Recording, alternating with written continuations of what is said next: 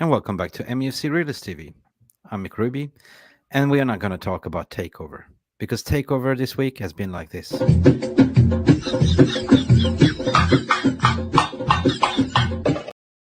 We are here for Footballing Matters. We have a fantastic panel waiting for you, and we promise we're not going to talk one single word about the Takeover because Manchester United is back to play football on Saturday, and that's what we're here for. We are a fan community channel. Let's go. Bella, take it away. I hope you enjoyed this video. Welcome back to Mufc Realist TV. My name is Bella. I am a presenter and hostess of this channel. Thank you for tuning in. The show is about to begin. I want you to give this video a cheeky little like and subscribe to our channel if you have not done so yet. As you must agree that I am better looking than Mark Goldbridge, so what are you waiting for? Just do it. Smash that like button now. Let's go Reds. Buckle up. Get ready to rumble. Ladies and gentlemen, from Mandalay Bay, Las Vegas, let's get ready to rumble!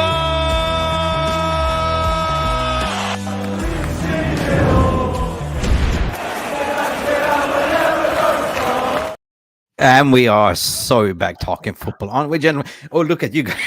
You're warming up. And you're not going to knock Bella out of the floor, aren't you? She's going to wipe the floor out of you, Poppy. How are you doing, my friend? It's been a minute. Where have you been hiding? Man, I've been on international break. You've been sneak peeking at Joel and Avram's house in Florida somewhere. I saw you like with binoculars trying to get some insider scoop, right? Yeah, exactly. Big shout out to you guys for tuning in. Make sure you smash the like button. Football is back. Man United is back. The Reds are back. Let's go, United. Well, I can't wait. I'm excited for Sheffield, guys. For Sheffield. Phil, should we kick him out? What's going on? Hey, we haven't seen you for a hot minute. How are you doing, button, get the ejector seat. Get him out. Absolutely excited for Sheffield. We're excited to play against Sheffield. Excited to knock them on the backsides. We're excited to be back. Just cannot wait. Can't wait. International break. Yeah, it was okay. We've had a few good moments, but just cannot wait for the game to be back this weekend. Cannot wait. Roaring to go. Yeah. What about you, Mark? Where you been hiding? I mean, we saw you this morning, but you're always keeping it positive. Yeah, I got to be excited for this game. I'm excited to see rotation because we have a big weekend coming up next week, and then we have Champions League on Tuesday. So I'm looking forward to seeing a team more like what we saw against Crystal Palace in the Carabao Cup. And yeah, I hope the guys get the job done, even if it's not pretty, as long as we win the game and move on. Because the more important game is the following weekend. Football is back. Yeah. Football is back. And guys, this season, I don't know if the match days have been easier or the international breaks. Like, I don't know what's harder, actually, if the match days are harder or the international breaks, because last international break, there was the Sancho, the Anthony thing and everything. This international break, is just even more stuff. But you know what? Football is back. Let's hope we pick it up from here. The season starts tomorrow. Guys, so the Sancho story, they try to milk it again, but we are over that card already. Right. We're not gonna fall for that trap again. Every time there's an international break, media is being creative. They're trying to write anything that's possible about Manchester United. As soon as they open their mouth and just write Man United, there's always something shit coming out. But listen, guys, I'm excited as you to have football back on Saturday. I mean, who isn't? Raise your hands, guys. Smash a 1 if you're excited for United to play football again, and smash a 2 if you're tired about this takeover stuff as well. Because here on this channel, once and for all, today, we're talking football. We are playing game. Sheffield United. I want to hear from you guys from the beautiful VAR room. Let's get into this house. Let's get into the mood. Let's get ready to rumble. Who are in the VAR room? We got to shout you out, guys. Are you awake? Are you sleeping? Where are you from? Let us know in the comments below where you're chatting from. We got a shout out to Imitas Acha. I says, no, I'm not going to talk about the David Ornstein. Jonathan Liljenberg is here. Carlos is here. All the way from Sweden. Nigel Flynn. Yeah, Ornstein. Yeah, you know what? The Ornstein stuff, everything that's coming out today, it's just been madness. Nobody knows anything. It's NDA. What would they call? No. What does NDA stand for, Poppy? You're on mute. No dicks allowed. No, you cannot say that. No.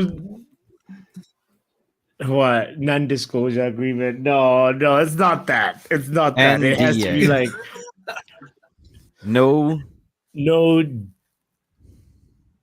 digging, and I don't know. I can't think of anything. Your brains freeze. Okay. Somebody claimed a beautiful one yesterday, and nobody does have a clue or something. I can't remember, but it was like no dickhead agreement or something like that. I'm sorry. Neil Driscoll is here. Good evening, Mark Davis. Hi, guys. How is everyone doing?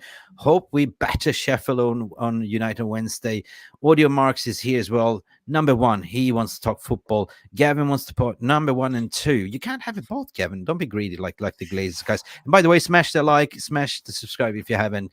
We're going to talk about number 1 here, Gavin. We're going to talk about football, right? Manchester United. Good evening, everyone. Panel Glazers out as always, says Alan. What else do we have here? Stephanie Griffiths is here. Big up, Puppy. Like your channel and before going to Mick. Yes, 100%, Puppy. Yes. We're streaming to Football Power Hour as well, by the way. So give that channel. Yes, we are 100%. Yes. RJ.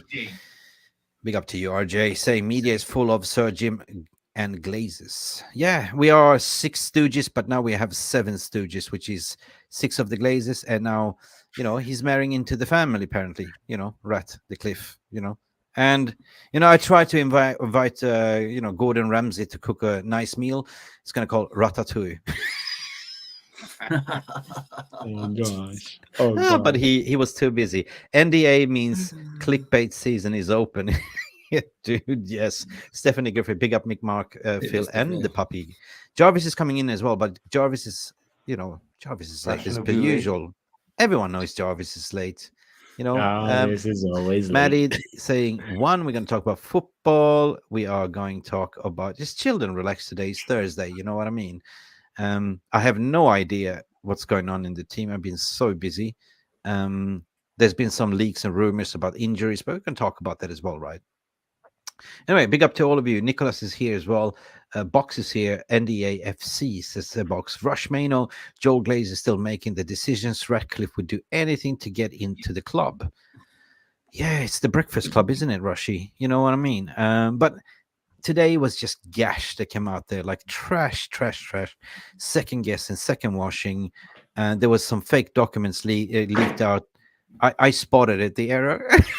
Some idiot tried to leak out the board meeting agenda, but it's like you could see, like I spotted the error, because somebody screenshotted a Word document, and in a Word document, when you have spelling mistakes or grammatical errors, gives you double blue dotted line underneath, and it's like, at least if you could have trolled, you could have corrected the mistake, did a PDF and take a snapshot out of it, but you actually did it directly from the Word document. Neil Dodgy Ashton, and there you go, Neil Ashton. Neil Dodgy Ashton. Neil Disinformation Ashton. There you go. Neil Disinformation Ashton. Is there a bullet to is it a buffet? Lol, Richard on. Yeah. Where's the buffet? Well, hang on. There should be Mickey Phelan coming there, rocking out back on Carrington, or the wall. Mickey Phelan wall. What? No free lunch? I'm out of it. Gary Cale, does the Telegram link work here? I think so, mate. Scan the barcode there. It should be working. 30 likes with Stephanie Griffin is getting hotter up there. Sakin Hassan, hello guys. So what guys think of McTominay? Personally, I've always rated him and want to see him stay. Guys, I always said McTominay, I'd never understood his position. Where is his best position? I don't know, but I think it's somewhere between the 20-yard box and the 8-yard box. And the bench. You know what I mean? Honestly, I'm not gonna hide it. I'm one of those guys that thinks that we should have sold McTominay a few seasons ago, but at the same time, he's always that player that he is known by everyone, that he comes on and he gives his best every single time.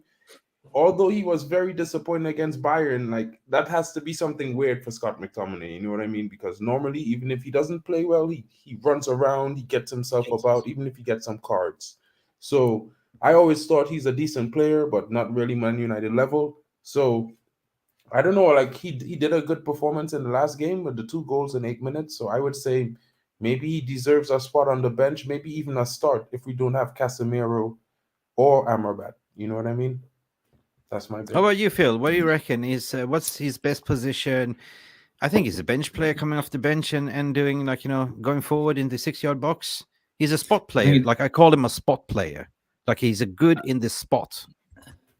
I think for me, it depends on who you're coming up against and who you've got available, because, we'll probably talk about the lineup as the show goes on, sort of thing. And McTominay may feature in it with the rumours of Casemiro. Well, we know Casemiro's out, staying in Brazil. Rumours of Amrabat having a slight knock, so it will be a risk possibly to start him, and Reguilon being back in training. So I think with McTominay generally, I think obviously, he went off the boil. And it must be hard when your club you've been at all your life suddenly says, actually, off you go, and all the fans are saying, yeah, see you, Scott, why have you not gone yet? Why have you not gone, sort of thing. But then to come back and do what he did with the passion he did, and then the thing that I love the most about it was his interview at the end, where he basically just said, I know what this club's about. And you give your all while you're wearing the shirt, sort of thing. He didn't use the exact words, but pretty much what he said. And that's what's been missing. I think there's been too many getting a bit of a free ride. So I think it was really good to see McTominay reminding people of what the actual club's about and what the pride to wear the shirt. So for me, you've got to keep some of those characters around. Yeah, 100%. Big up Chelsea Dan for making it to the stream as well. Big up to you. Football Power Hour, how Jimmy Ratcliffe, man, getting Mbappe look like from Championship League 2 signings. Yeah, Chelsea Dan, we know who you are. We know you. We know you. I was gonna say, Mick, on McTominay real quick, that he just actually addressed the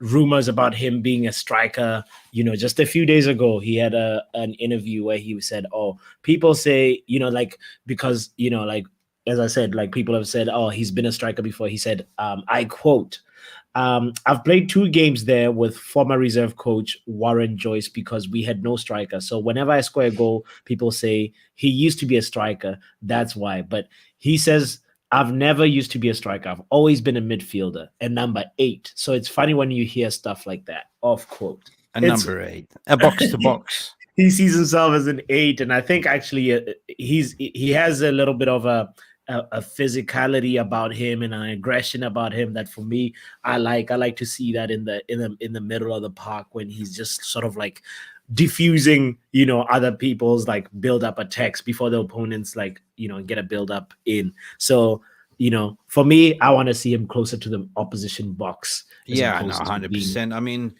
I think it's been a waste of space. Like, every manager that's trained him say, they wax lyrics about him, like, for some reason. Yeah, he's a club man. He plays with passion. He speaks with passion. But they've been playing him in the wrong position. Like, to play him as a number 6 is totally wrong, right? Scott McTominay is the best if he goes forward. If he's lethal in the 6-yard box, at least. Like, if somebody cuts in the ball, a cut-in pass, he will always be there to shoot, right? So, that's his best position. He's lethal around the box.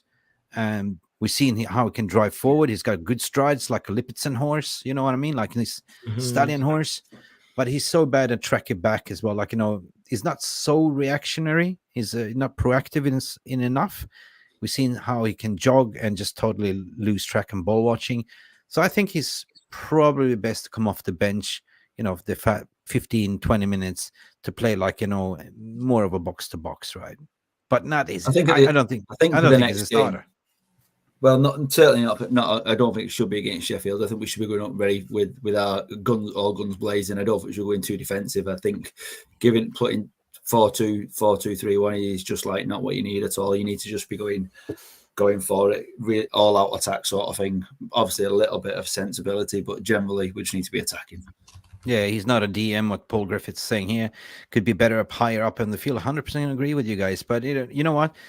Football Power Hour, you are saying big up everyone as well. RG, have a good feeling about Rashford this weekend.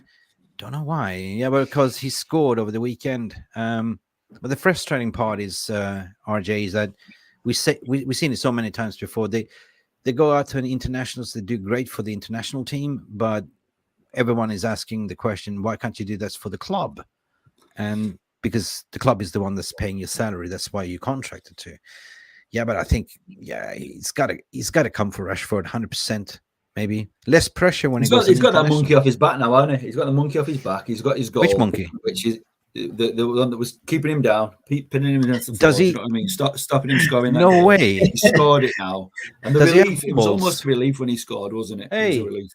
I know who stole bubbles. That was Rashford. He's got the monkey on his back. Wife, did you hear that? Thank you. I will call the police, Manchester police. We've been missing our monkey for a year now. Gotcha. I'm not going to banter Rashford tonight, sorry, but man. I would say the goal is something good. I would agree with what he's saying. Not really for this weekend, because I actually would like him to come off the bench if he plays at all. You know, at the end of the day, I'm happy that he scored that goal, but still it's not enough for him to get a start this weekend. He hasn't done enough. You know, for the last 10 games, he's played nothing, in my opinion. He's been on the field. He's been there. He's shown up in 2 moments, 2 assists, and that's it. I can't really credit that as a goal for England or something deserving of a start this weekend.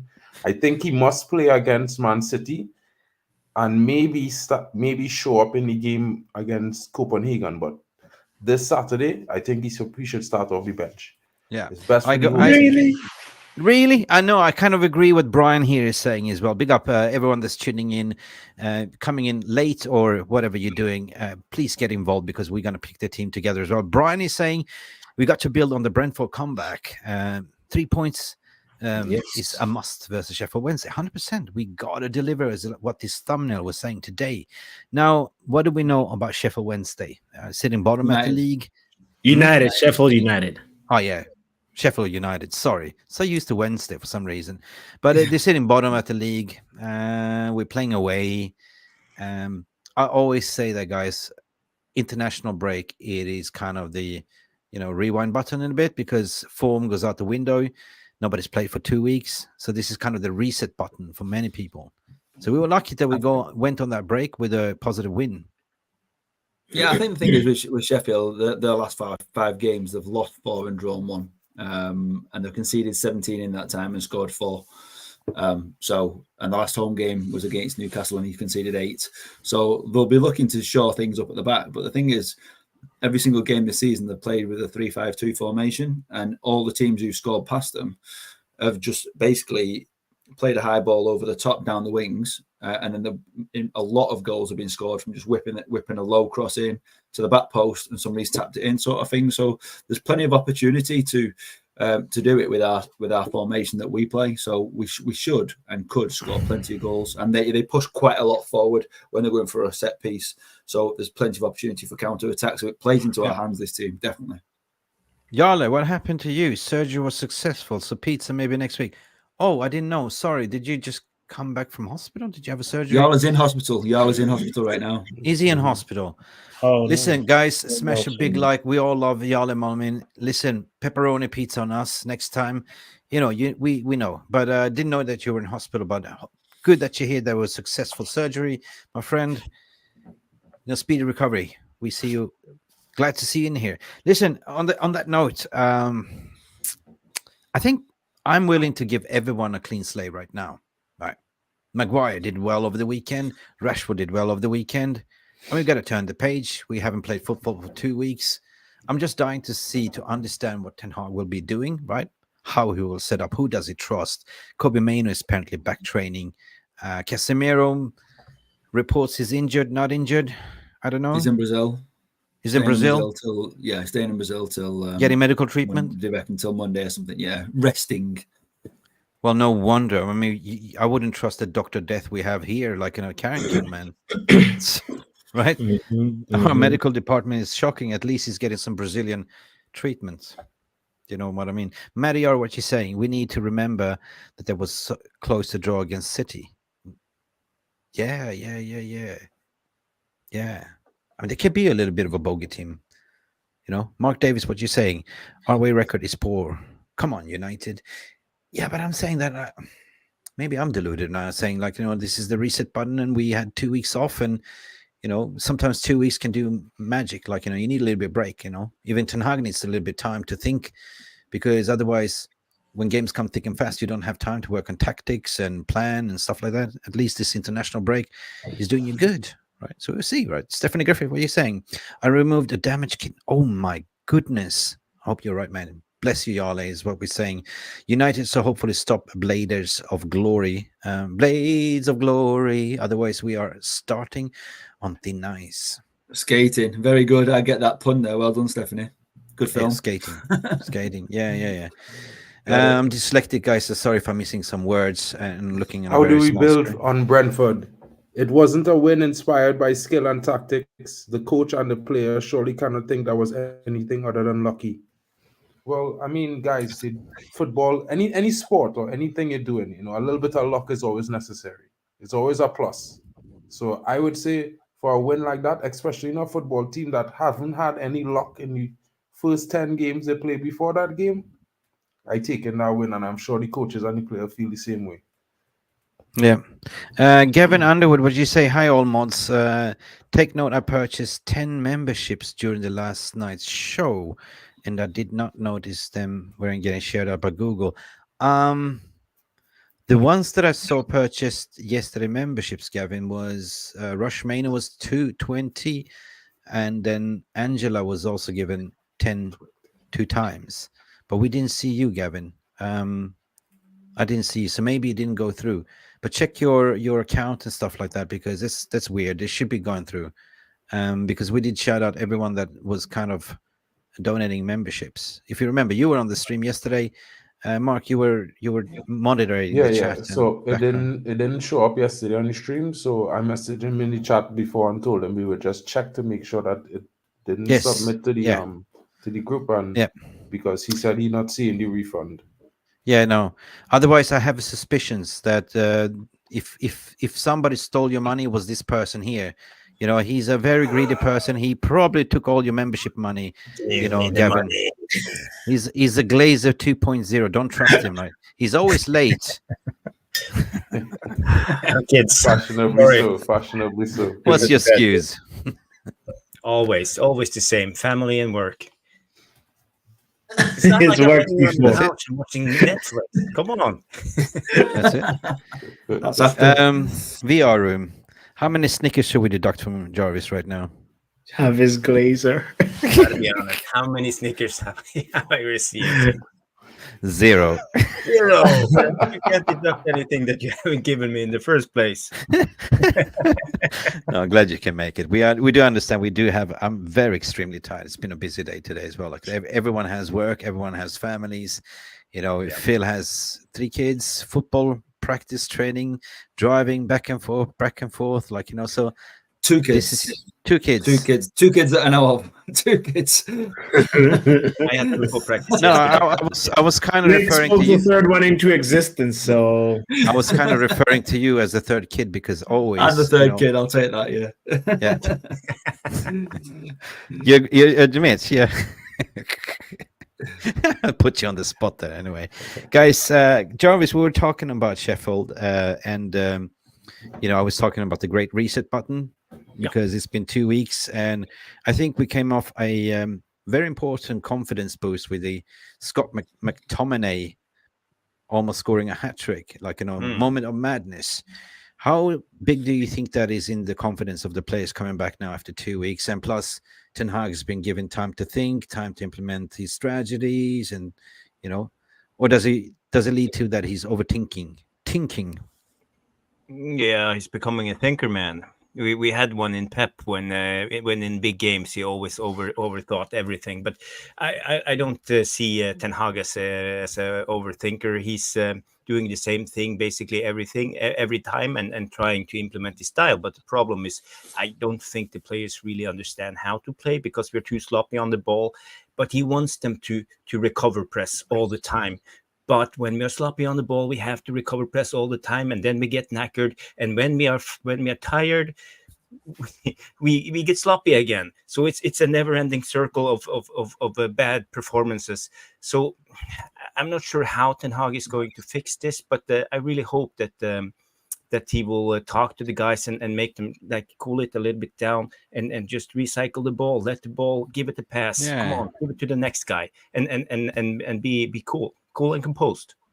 100%. I mean, I have solution. We can recruit in Gas Tyler into the team. Stephanie Griffith, I heard she's got a wicked left foot as well. Luan France to come in to say hello. She's willing to play for United. Hello. France. Listen, I was just saying, and I will give my left boot and my left toenail just to be in the locker room, to be honest, right? That's how much I love this club. You know, I used to play the game. It's my dream, but I'm just thinking, if you are there earning those big money, it's like, how can you be complacent? You know, you want to play for the team. Rasmus Højlund, this guy of the weekend, the goal. I mean, he's a freak. You know, this is kind of telling you this guy is going to get better and better, like the confidence, right? Bruno Fernandes, you know, he had a madness, like, it was a stat padding, like he scored a goal. I mean, I don't know how many assists he had. He was just mad, right? Yeah, but the thing with Højlund, when he plays for Denmark, they play in a regular old-fashioned 4-3-3, and they have wingers that go to the byline and cross in front of the goal, and there's Højlund. So they are really like providing all the time, and that's what I miss from United. I know for sure tomorrow we will play Rashford on the left, and will Rashford go to the byline and try to cross the ball? I don't think so. I think he will cut inside and try to dribble or shoot himself. And that's the problem, you know, the chemistry between the players. How do you play for the best of the team? And I hope the players will learn that. Yeah, no, Paul Griffith has got a point here to say they play with wingers, but not inverted wingers. Like, he's been playing lately with low self-esteem, low confidence. Hopefully that's now boosted, because he was like a crash test dummy trying to get through that brick wall with 4 players and just constantly hitting the brick wall without even looking back, like, And yeah, we got to play with wide wingers 100%. If they're playing a low block, which they normally do, we got to keep it wide. We got to spray it wide. We cannot play like a diamond or something like that in inverted wingers. Rushman Jarvis, the Don, 100%. Yeah. We all know who Jarvis is. He's the Hugh Hefner.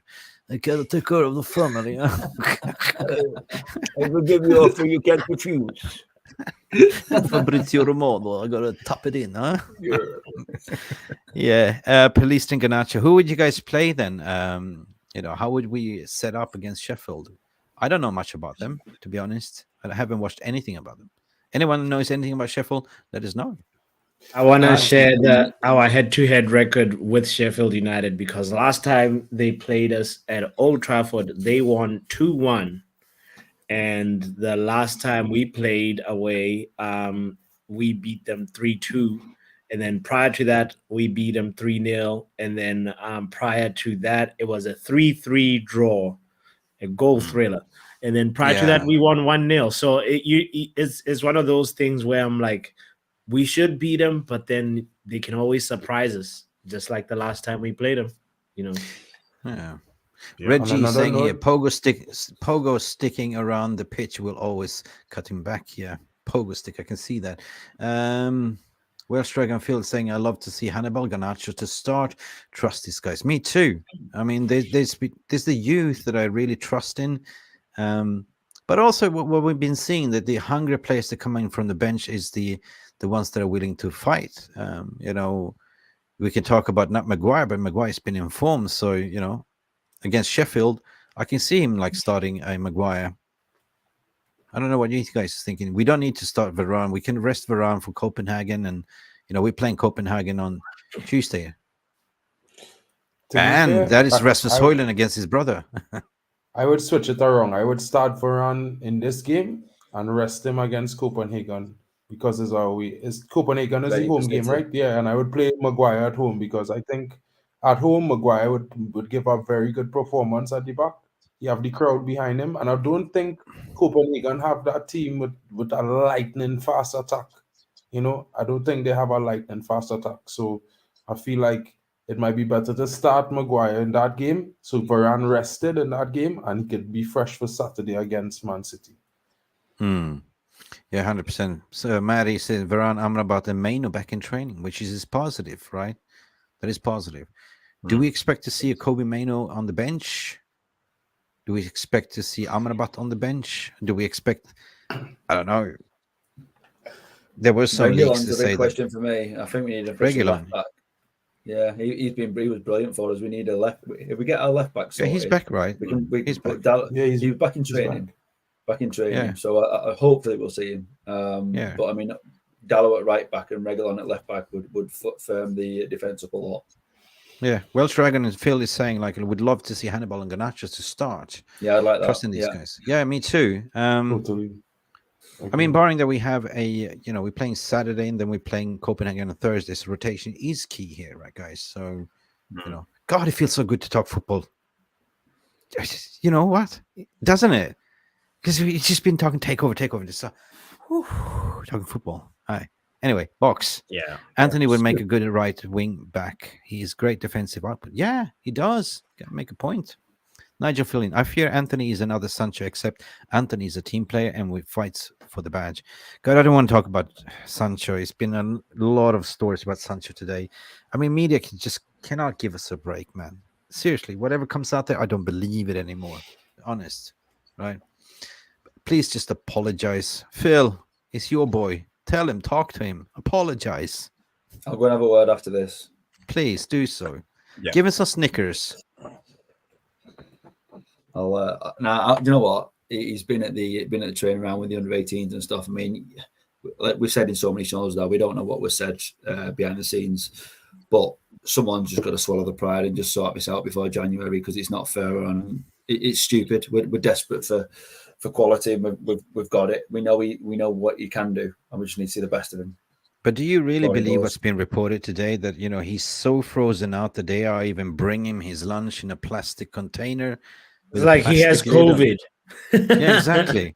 He's like Quasimodo, like you don't want it to be seen, like he's scaring blind kids. Something just feels wrong. Something feels wrong. Yeah. I don't. Something's not. It's so bizarre, bizarre. But every time that Ten Hag's asked, he just says it's up to him. Poppy, you don't watch along? Question mark. Actually, for Sheffield, no, I have a commitment. I cannot move, unfortunately. But next one, yes, Copenhagen, we will be there. We will be there. Yeah. Okay, we're one man down. Maybe we should do a watch along. Right? Yeah, why not? Yeah, we can do a watch along. Yeah, why not? Yeah, I'm not good at it. You know that. You see me on watch alongs, and you see me at Poppy's happy hour. I'm not good at it. I'm not good at either of those. So. I'll be there. Especially when you're brown paper bags, right? Guys, Friday tomorrow, it's happy hour.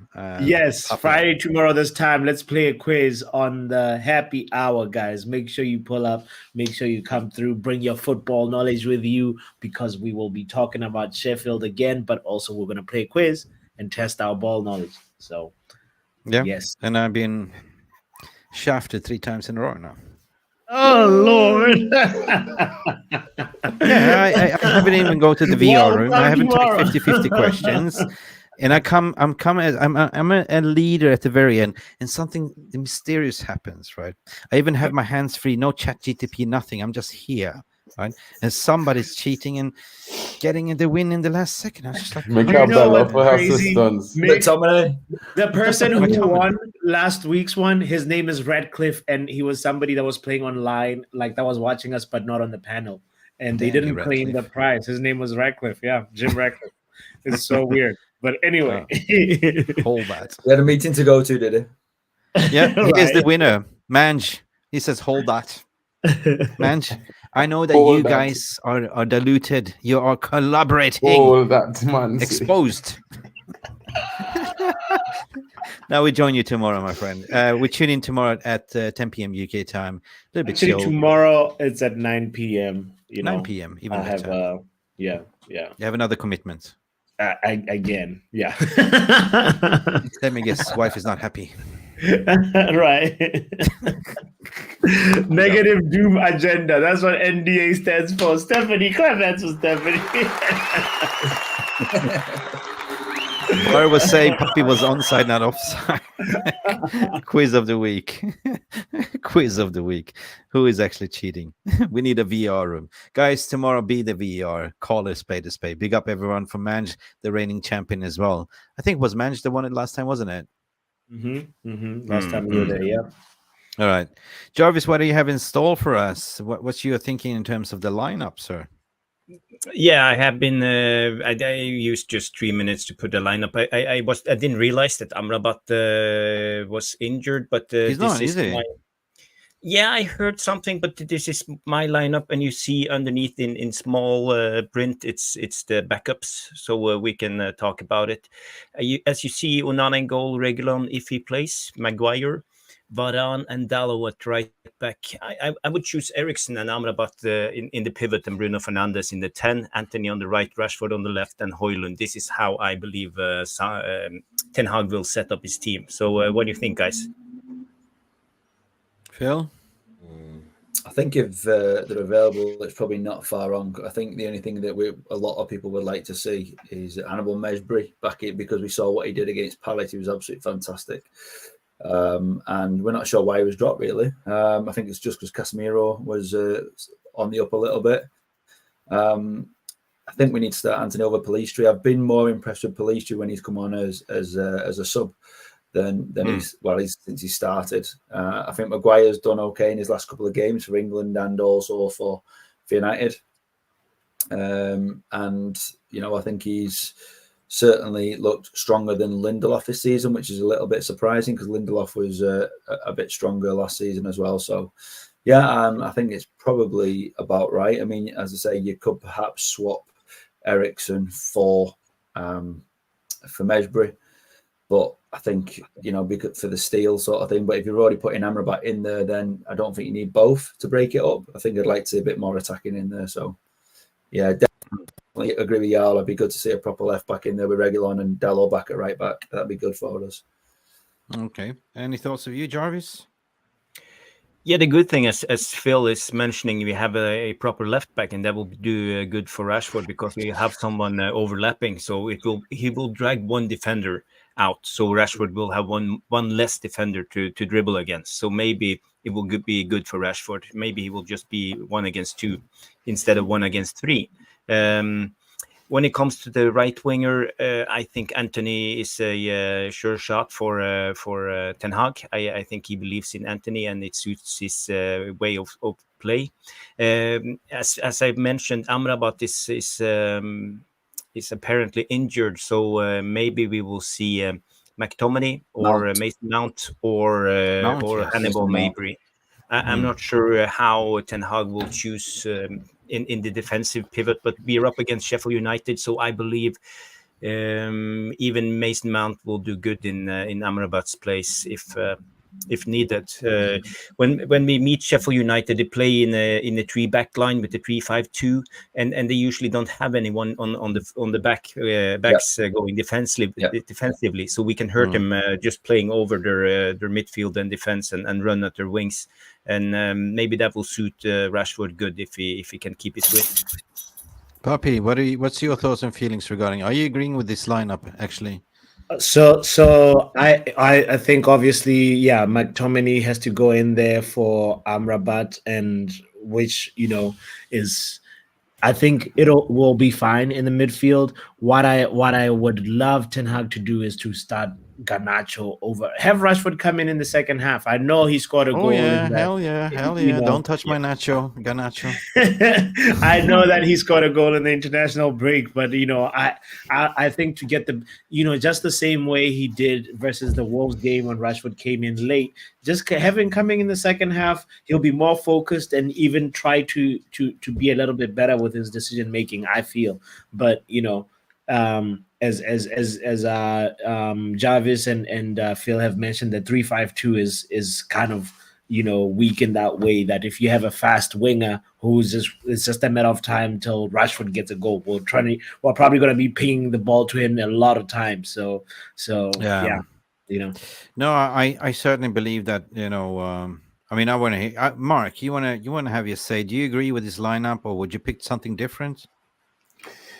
Well, the only really difference, I would say, I would probably rest Amrabat and try McTominay or even Mejbri in the middle, because it's Sheffield at the end of the day, and I definitely will not expect Rashford to use the overlap because he's never done it. I wouldn't before. say just Sheffield, and any team is a different opponent nowadays in the Yeah, Premier League. but I mean, I'm not trying to disrespect Sheffield United, but I mean, at the end of the day, it's Sheffield United, and I think that McTominay could provide that backup there well and fine, and I think it would be better to see Garnacho than Rashford, because I think Garnacho will actually use the overlap of Regulon rather than have him overlapping the entire game and not even use it, not make the pass, and still, it's like for me, this is just my honest opinion. I've seen enough this season that I think he's played himself for the bench, and the only thing he could do right by the fans is start off the bench for the next 1 or 2 games until he starts showing that he's not going to do what he's doing, because you can't be a 30-goal striker one season and then flip-flop the next season, I agree with Archie. Like, never, from now on, we're turning the page. We should never underestimate anyone. No complacency, no retreat, no surrender. Every game is a must-win game. Like, this is how we can turn the page. I mean, if we came off from the momentum with the last goal, last-minute victory, definitely, I mean, Scott McTominay should be in there. Like, play the best players, right? I don't know. I think that what Jarvis has picked out here, to be honest to God, like, if I look at it, Onana definitely needs to have a little bit of a, he's been having a bad start, like, needs a little bit of confidence. Varane 100%. Maguire, I think, will be start, like, as well. He scored versus Sheffield United last time we played him. So yeah. If Regulon is fit, definitely play Regulon as a, we've been dying out for left fullback there. So, and Dalot for sure, like, he's been doing well over in Portugal as well. Not agreeing with Ericsson. I would see rather to play. I don't know if Amrabat will play or not, but Mason Mount in this spot makes sense with Ericsson if they're going to play a low block, because that means that we need somebody that will be the technical registrar to link up play. Bruno, I would like to see him in the middle. Anthony to be wide on the wing. Instead of Rashford, I would probably more go with Garnacho, but I know for a fact that he's going to play Rashford and Højlund in the front. But I'm saying here, this is the game where we need to have width, and this is the game where we shouldn't play like, defensive diamond. As you said, like, they're not so good at going forward. They will probably park the bus and respect us, or do you reckon they will go on front foot? I think you've got to go front foot. I think we've got to come out all guns blazing after the way we've been playing recently. Yeah. Well, all season we've been coming out and not taking our chances, and now we really need to start doing that. We can't sit back. We can't respect them too much. They are I know you say we respect anybody in the league, but the bottom of the league, they've got the greatest goal difference of 16 goals. I mean, we've got minus 3 goal difference. But at the end of the day, the conceding goals at the bottom of the league, there's a reason for that, and we are not the team to be getting turned over by them. We just need to get out there and just prove our worth, get the 3 points, and move on. No, of course, this. I think it's so important that we come out like, we go out fast in the blocks, like, to, if we get the first 2 goals, like, what we did the other, we can come out early. We'd be good, That's always good for the confidence. I think he'll start Mount. I think he'll start Mount over Ericsson. Yeah. I mean, if we look at the table right now, everyone's played 8 games, right? We're sitting on 12 points, and we're basically like, what are we? 4th spot is 17. So we basically 5 points away from 4th, right? So we're not that far away, to be honest. 20 points is on Spurs. So we're like 8 points away from number 1. And that's just like, 2 or 3 games away. Anything can happen in this season. I'm just saying, like, Yeah, it's a long way to go, but we've got to. It's a long way to go. So it's a false table, right? And as a matter of fact, like, Liverpool was down here as well and came up strong.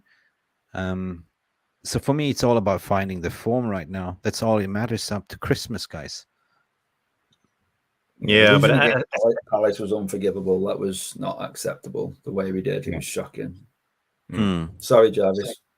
Yeah. I was just saying, like, okay, we are 10th now, and I believe our level at the moment is 10th. So it's not obvious that we will beat Sheffield United, even though they are last. We struggled against Burnley, and we won a tight game, but it doesn't work at the moment. We don't have the rhythm in our play, and our passes isn't good enough, and I'm not sure what Ten Hag is doing wrong or the players is doing wrong, but something is obviously not working. So I'm not like super optimistic for the game. We should beat and probably will beat Sheffield United, but we have struggled in every game, even the games we have won. We won in the last minute winner last time, and we almost lost against Wolves, but we won that game. I don't know. I think we have played one good game out of 11 this season, and that was the League Cup against Crystal Palace. So I'm not sure what's going to happen, and I'm not like cashing in the 3 points already. The game needs to be played, and the players need to be at 100%, because I know for sure that Sheffield United have used this break good. They haven't had any players out on the international duties, so they have been training and preparing for this game only. And now they will come to that game and give 110% in every duel and make life difficult for us. And we can't come there and expect it will be a walkthrough, because going against away in the Premier League is never easy. No, true that. But if you look at the record, it's been awful to be at 1 point. The last 5 games, they lost 4 and drew 1. So it's not that great. It's not that great. But as you said, guys, we should never underestimate. A wounded animal is the most dangerous animal. Can always bite you in the ass, to be honest. When you least expect it. So I wouldn't go in there with to say that with confidence to grab those 3 points, but surely we can go in there and dominate them and at least get 3 points. How we play, for me, it doesn't really matter at this point. I want those 3 points so we can put it in the bag, go play Champions League, and prepare for Manchester City at home. That is the big one, guys. Yeah, on the bright side, we have usually started our season after the second international break, and hopefully we will do this season too, and go on a winning streak. That will be the best. If we could get like 7-8 wins out of the next 10 games, that will put us in a good position when we come to Christmas and January. So it's important that the players are ready, and we have a lot of players coming back from injury at the moment. We have Varane, we have Regulon, and we have Hannibal is actually Mainu is coming. Mine as well, start on the bench, and I'm excited. You reckon he will get some minutes? Well, if Casemiro and Amrabat is not playing, maybe we will see Hannibal, Mainu for a couple of minutes. Yeah, I hope so. Yeah, dobro večer, Miloš Mitić, dobro večer, Mick Jarvis, Papi, dobro večer i za tebe. Paul Griffith said, don't forget players who play well in international games. There's a difference in the Premier League. 100% international football is a little bit slower. The Premier League, which is faster and tougher. I totally agree with you. Neil Driscoll will say that Manchester United will get 2-0 over Sheffield United. Will it be a high-scoring game? Will Rasmus Højlund... Apparently, there was targeting. They were trying to break his knee and break his back. Yes, his back. Yeah, they were targeting his back because of his back injury. Yeah, sticking his the knees in his back and everything. Proper old school 60s, 70s football, ain't they? And then he shut him up with that goal. He did, yeah. Oh, what a goal! What a goal that was! What a goal! Fantastic. I think, guys, that we looking at this in a way that might be a little bit conducive and conflative, because right? I think Kobe Mainoo might start ahead of Hannibal when he's fit. And that's just my honest opinion. Based on what I see in pre-season, when he's fit, I think before Hannibal start, even probably ahead of Mason Mount, I think he will start, because the reaction of when he was injured against Madrid, I never forget that. I never see Ten Hag react like that for a pre-season game ever. We seem to miss one player that's still available. Donny van de Beek. Donny. He's Donny. Injury-free. He's been training, and he was behind the scenes at Burnley, didn't they? Yeah, he did well against Burnley, and behind the scenes, closed doors, apparently. So there's another ace that we forgot about, that Ten Hag has been keeping on the sidelines, training, building up his confidence. Maybe he has a big role to play in Premier League and the Cup games, but not in Champions League, because he's not registered to play there. No, it'd be good to see. Because at the end of the day, we know what a good player he can be. Again, it's just someone who just lost his belief. He had his big injury, came at the wrong time. But yeah, I mean, Mount. I think for me, Mount's got to start. I really rate him. I've said this all along all season. His tenacity, he's closing down at the ball, he's tackling, he's through balls. He's just been unlucky not to score. I agree with Gary. Mark, in my opinion, laughing at my comments. No. I read it. The comments in the chat going on, bro. Yeah, there's a lot of things going on in the chat. We are a little bit chill today. In Gary's opinion, and I believe also this is my opinion, Gary, 100% agree with you that Mason Mount has looking good. His finger looking good since he came back from his injury, though. So Donny is a baller. What Ivo Bosic is saying as well, 10 fraud play him. You're still calling 10 fraud, but that's your opinion. He wants athletes, not footballers, in the team. 100%. We need athletes. I mean, his style is pretty much demanding. We've seen it, right? Maybe that is kind of a little bit of why we have so many injuries, because they're not used to this high intensity football. Jarvis. Yeah, but as I was saying in the beginning, I think a lot of the. Yeah, we can just read out this. Michael Oliver will referee Sheffield United versus Man United, and John Brooks will operate the VAR. So Michael Oliver and Man United doesn't go good together, and we can just expect the worst. We just might have a silent minute and pray. Silent minute and pray. John Brooks will be under the microscope though after his last error, won't he? You know what these English refs need? They need a taste of South American football. Or refereeing games in South America, and then they will understand the importance of doing the job. Rushy. Rushy, I agree with you. Oliver is giving nothing but grief to us fans. Horrendous, I agree. Hopefully, based on what happened, the scandalous situations with Liverpool and Spurs, they will give us something right now. Hopefully. But the women's team played PSG the other day, and they got totally done. Jeez, what happened there? Disallowed goal. You see the disallowed goal? God, I had to watch it back to make sure my eyes wasn't playing tricks. The ball, she reached the ball, had it in. The goalkeeper had two hands down like this, had the ball in. The goalkeeper fall down, clutching her shoulder. The referee blows. Foul on the goalkeeper. What? Do you got a question? Oh my God! The Manchester United. They did that to them in the first game twice. In the first game in Manchester, the same defender, right, with the short hair, I don't know her name, from PSG. She kicked down Jessie in the box. You see her studs, her full studs was shown on camera, even in the replay. No card, no nothing, no foul. And she did it to Ella too. John Marlowe is saying incoming red cards and no penalty. Michael Oliver was the one also that sent off Casemiro twice. Once he was in the VR room. The other one, he was responsible for the red card. That's why Casemiro stayed in Brazil. Can't send him off. Yes, probably. He's doing the juju. No, I'm not coming back. Oh, Michael Oliver. No, I'm staying. I'm staying. No point. Oliver Twist, more cruel, please. Yeah, Oliver Twist. Craig Werby, was you saying? Big up panel in chat. Big up to you, Craig, as well. Guys, we are about 80 people tonight. A little bit chill watching the shows, what I'm seeing. I don't see how many people in the chat room. Please do not forget to help us, smash that like button. It's been an amazing week. This week alone, we've grown 300 subscribers this week alone. But mainly, I think it's because we've been talking a lot about the takeover. We've been resolute and say nothing is over, ain't over to the fat lady sings, and just basically talking cool and composed. But now we're talking football. Now we talking the most accurate topic about this channel is all about. It's all about Manchester United, isn't it, guys? So please support us further, right? Just not over for the takeover. Appreciate it if you can smash that like. If you haven't subscribed, please do so as well.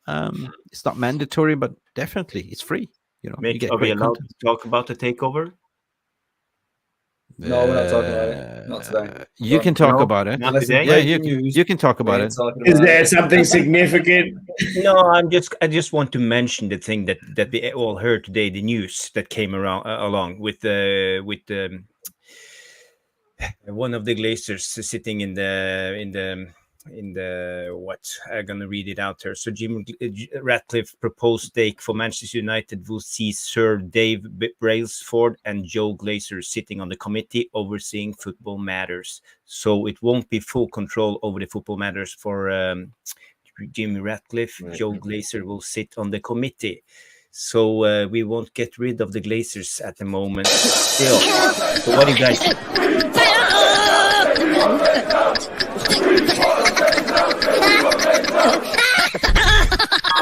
It's time to go!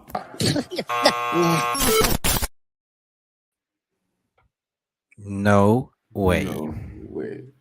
It's time to go. Listen.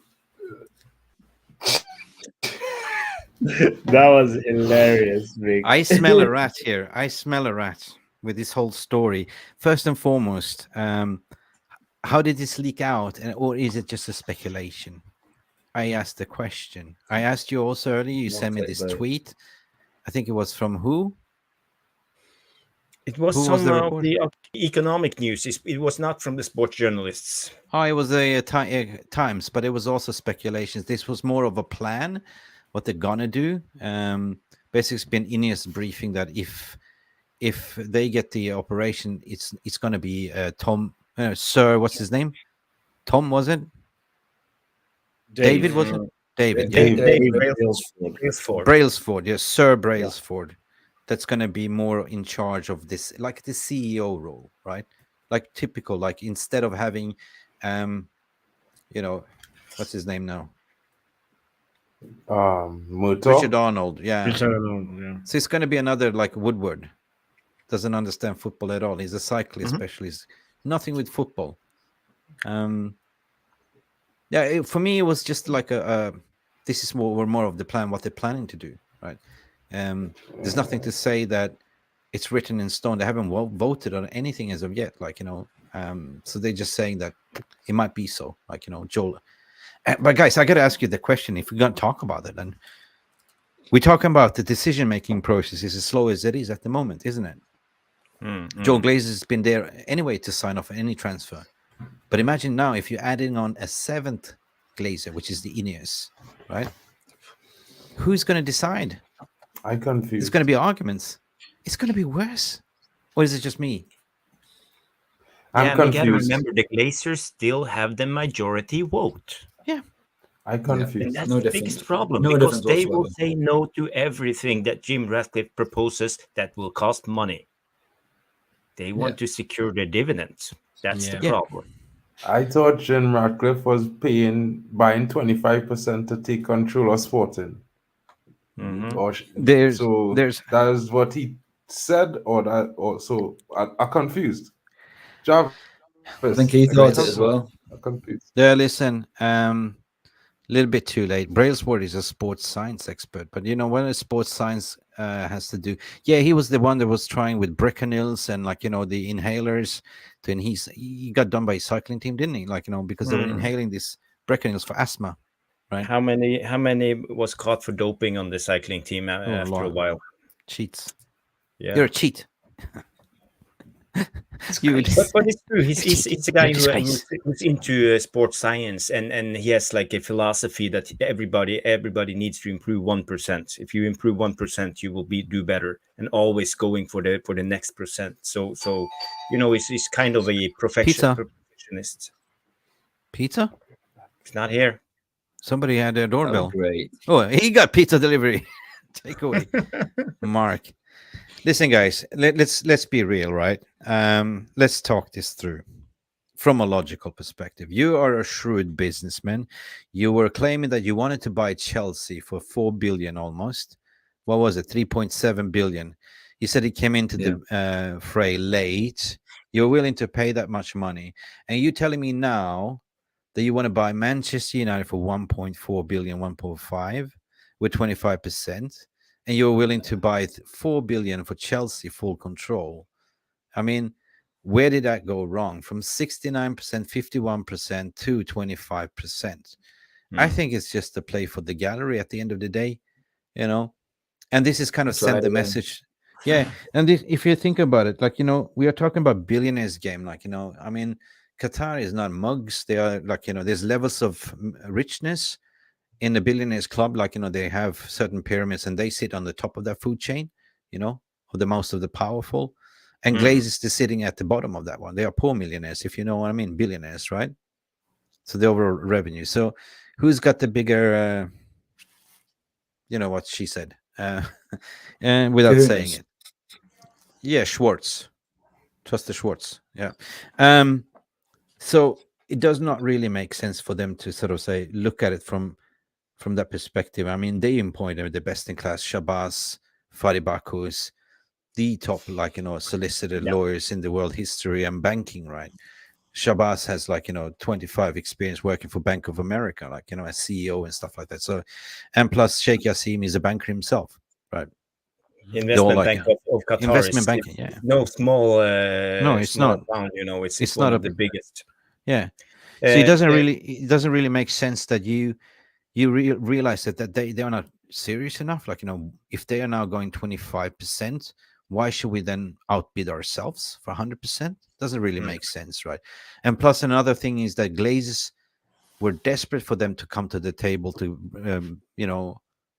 put more money on it, because they went to Nasser Al Khalifi, right, to beg him for them to put more money on the table. They didn't. They said, no, we're not mugs. 6 billion on the table, 6 billion on the table. We're not going to outbid ourselves. There's nobody else in this match, right?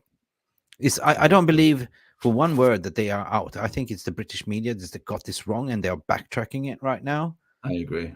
Yeah. And nothing, I mean, when it came out, everyone was like, oh, it's over, done, dusted, it's over.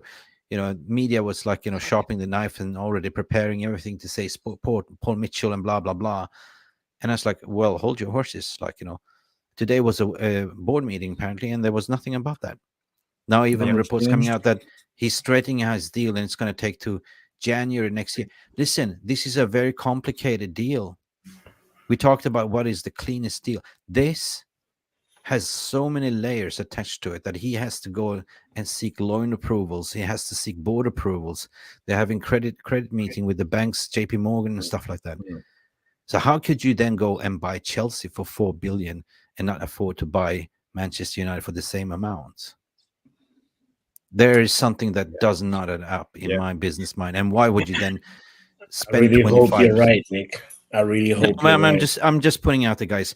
Why would you then go in on 25% with no voting power, just to have a little bit, hardly any operational saying in what goes in and what goes out, right? If Joel Grace is still going to be there, doesn't make sense whatsoever. No, I think it's just another BS. You don't gain any waffle story. What do you gain? I own 25% of United. Great. What can you do with it? Not much, really. It's just another waffle put out there over the weekend, just to make the stock market plummet again, because the stock market is almost down by 17 something, 16 almost. There'd be a scenario where maybe 3 years from now that 25% grows and he buys more shares, and then he keeps on getting a tighter grip, and the Glazers keep on losing more power. But it's all speculations that are banking of the US World Cup 2026, and the technology might be there that people are going to wear these body cams and the football is going to be viewed on a different it's going to revolutionize football. People forgetting that we like to see the game in real. We like to see on a big screen TV. I don't want to see somebody I don't want to be Bruno Fernandes. Right? I do. See, you do. You can see Bruno the game for Bruno Fernandes. Yeah, you do. But in that case, I want to sit in the bloody VAR room so I can see everything that's going on there. Yeah, Mick, I just want to read this latest tweet from Ben Jacobs. Rashmano talked about it. He said that Jim Ratcliffe could potentially inject new equity into Manchester United in order to get more than just 25%. This extra capital, which goes directly into the club, could be used on any project, including, let's see, here's the next one, including stadium development or transfers, from Ben Jacobs. It's always clippy though, isn't it? It's always the same people paid by Ineos and paid. We know who they are. They've been spinning the same waffles in and out. Nothing new, just coming up with new stories. I'm so tired of it. Yeah. I even tweeted out today to say, guys, don't believe anything that comes out from these gravy trainers, stenographers. second guessing, creating stories. If you can't see it now, like, by now, Fabrizio Romano is even like egg-faced right now. Everyone is egg-faced. If there's no statement coming out from the club Rain group whatsoever, don't believe it. That's the thing, right? Yeah, it looks like PR. It looks like PR but the first thing I thought, that's PR. It's PR from the Ineos side. They're trying to sweeten the deal for us fans. I mean, we think, they will inject money. Yeah, ladies and gents, just as a reminder, you've been seeing all these stories for the past 9 months. Have you ever seen any leaks coming out from Qatar? Any PR from Qatar? No, not much. No. Where's most of these journalists are based in UK, and they speak mostly to who? Sports journalists and stuff like that. They get information from scouts, from some senior or junior, like, club officials, agents, right? That's how they get the information from. They are also reporting on speculations and rumors. But when they use these sources close to the sales process of the deal, they don't have that. It's a closed door. Then if your source is closed, then you're talking to somebody within Rain Group himself, right? They're not going to tell you because that's a felony. You signed an NDA. You call up a 92 Holding Foundation and ask for a comment. They're not going to tell you. They're going to say we cannot comment to because of legal implications, NDA, right? So then you go to a club official that, I heard something, and then you will run with that story. But that club official don't have anything to do. You just heard some rumors in the cafeteria or something like that. They're using the same tactics as in the transfer market. They report on gossip, nothing else. And what I'm being so furious about, and I wrote, Ben, everyone, stop it. Stop this gravy train, because you're hurting the Manchester United fans' mental health, but you're profiting on yourself, right? You don't give a shit, Mr. Jacobs. You're a Chelsea supporter. Why would you give a shit about us United fans? It's self-entitlement for everyone. Like, this week alone has been like one big profitable week for all these outlets, because everyone has made so much clicks and money, to be honest. Right? Even Bloomberg, that you have to pay for their articles. People have to pay to read their articles. So Reuters was free. And Reuters came out to say, no. Just say simply, like, the bid is there, like, and you just refuse to overbid. Then also, whatever his name is, David Ornstein, like, he's very respectable. Like, David Ornstein doesn't come out and yap his mouth. Like, he's just very accurate, right? He's one of the good ones. One of the good guys, Yeah, because he's not about like breaking the news first. He's about getting it right, and that's what I like about Ornstein. He's one of the good ones. You mean, I have nothing against all these publications, but what I do have is hurting the fan base. That's my problem, right? Athletic is supposed to be like, pro United, but we know that they are just there for you to buy their, magazine online, pay £2 a week or something, £1 a week, and to read the stories. Anything should be free to read, like Reuters, because if you're big enough, you will have advertising revenues anyway. But you're running a subscription based. That's just like, I don't know. And then on the back of everything, we know that there is some bias about state backed, and there's been mouthpieces out there like Independent and all of them. We know the names, calling for human rights and stuff like that, like, smearing, because they don't want, like, a foreign entity. But nobody really talks about how good Newcastle was taking over, PIF Saudi, how well they've been implemented organically. They didn't go and splash the cash like Todd Bowley. Todd Bowley basically had to, right? He's just like 3 months, fire sales takeover. Let's pump money into it, right? Let's get as many players as we can. That didn't work out, though, right? Galactico signings. I mean, they went and bought every Tom, Dick, and Harry. They bought a new squad. That still doesn't work. Chelsea Dan, that's in the chat, you could probably agree with that. Like, is too much. Like, Graham Potter could not handle it, right? Pochettino has a problem with that as well, because it takes time. Like, if you're going to buy a squad, you buy, like, 3 players, 4 players max, right? You can criticize Ten Hag for his signings, of course, because you could say you should have bolstered the midfield and focus on the one area at a time. Like, you went this window to buy a goalkeeper, you bought a striker, you bought a midfielder, and you loaned one midfielder, right? And you got rid of Fernandes and left back situation. So we, I can criticize him for this. You should have focused on okay, maybe you needed a center back, or maybe you just needed a striker. Get the midfielder that you want. I don't know.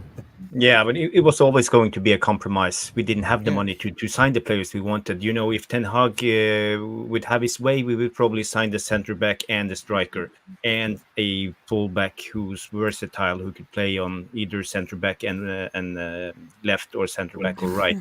But it's about money. We only had this. It was our last paycheck. We had 120 millions, and that was it. Rajat, trust Fabrizio Romano. Yeah, when it comes to transfers, here we go. Yes. Yeah. On the transfer things Jarvis was talking about just now, I just think that maybe it's not just really only about the money, because we will get Kim Min-jae for 47 million. It was a done deal before even the window opened. Everybody knew that. It was a home run. They didn't hit it. The same thing. We could have bought Xavi Simons for 23 million. The club went on bringing 60 million mount. Now, I'm not saying we didn't need any English players or to keep that level, but 60 million, 47 and 23. That's 70 mil. If you add the 64 we pay for Højlund, we spend the same amount, we get the same players, better reinforcements. I just think that whatever it was between the club and Ten Hag, it's still not aligned, in my opinion, fully, because we still getting, in my opinion, some club signings as well as Ten Hag signings in the mix. So yeah, but Ten Hag, when he signed, they lied to him. They definitely lied to him. He got him shafted. He got stuck with the incompetent sporting director. They lied to him. They threw him under the bus year in and year out. And this year was evidential that he didn't really listen to Ten Hag. Papi, do you think that the Glazers will ever sell the club in the first place? Love, Mark Davis. No, I think they had us all drinking the Kool-Aid. Well, actually, here's the thing. It's like when you look back at the statement around November last year, they said the club is up for sale, blah, blah, blah, blah. And we're also looking at strategic forms of investment from different sources. So a lot of the media, a lot of the Twitter and everybody went on with the first part of that statement and ran with it. And then, a lot of the fan base, we went into this sort of rhetoric that was just created. And then now we're seeing that, we maybe should have read the whole statement. What's going on? Like, maybe we shouldn't be listening to everybody that's spewing stuff because they want to be the first one to spew stuff out their mouth. So, at the end of the day, I feel like they were looking they're not trying to let go of this club. This club is going to be in the Abraham's mind. He wants to pass it on to his kid. That's the sad truth. Who got me sucked in to speak about this takeover? Yeah, it was me. Sorry. Damn you.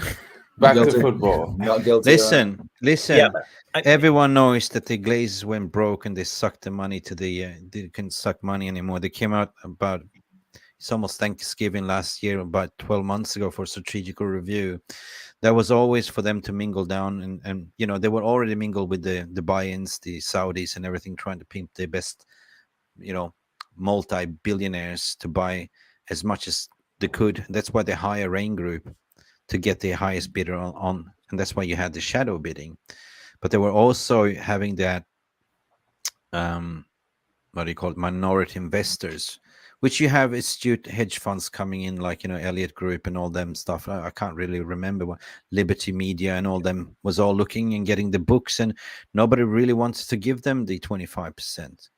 So why would then Sir Jim Ratcliffe all of a sudden go from a full sale into a minority investor? You're not a hedge fund, you're not a loan shark. You know what I mean? And this all sounds like a little bit fishy.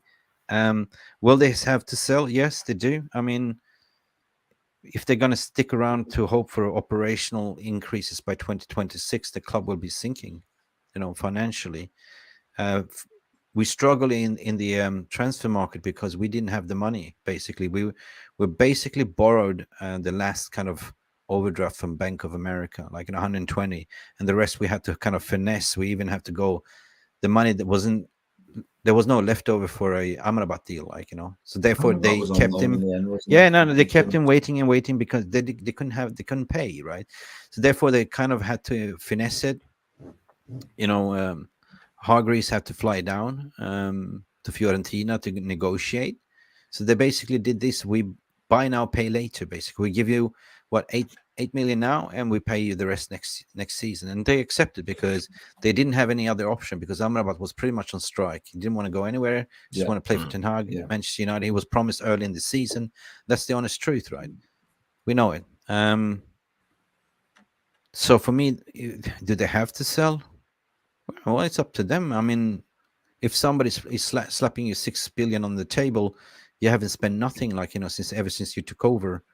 I mean, and then you're begging, Nasser Al Khalifi, which is the president of UEFA, and also the owner of PSG, and kind of heavily involved with the Qatar Investment Fund as well, Sporting QSI, to beg them to speak to Yassim to put more money on the table. I mean, who is playing the poker here, Jarvis? Who's playing the high-stake poker game here, and who's playing the winning hand, according to your opinion?